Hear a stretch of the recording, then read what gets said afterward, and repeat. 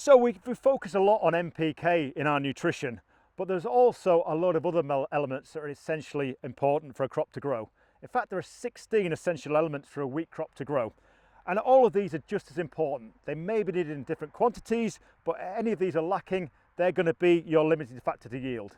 So for example, if boron was my lowest nutrient here, that would be, until I've got that satisfied, I'm going to have a yield detriment, no matter if I've got luxury amounts of everything else.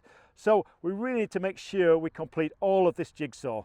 And one of the key problems with a lot of these trace elements is we often treat them as a deficiency rather than a sufficiency. And we often wait till we've got something we can see in the field before we treat it. And that's too late. We've already lost yield by then. It's the same analogy of waiting till your kids have got scurvy till you give them an orange. We would never do that, but that's what we do with nutrition. So to actually stop us being deficient and make us actually be sufficient, we need to look at more comprehensive soil testing. So making sure our soil tests cover all the key elements, so it gives us a real indication of what we've got to work with. But we know seasonality will differ, so every year in a crop, we also need to look at either sap testing or growth stage related tissue testing to see what's going on. And then at the end of the year, we need to do more grain testing.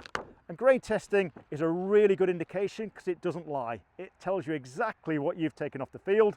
So if you've got a comprehensive soil test and a grain test, it tells you what you had to work with and then how well you've used it. And if there are any anomalies between your soil test and your grain test, it gives you some really good indications of what you need to do to change your whole nutrient use efficiency program.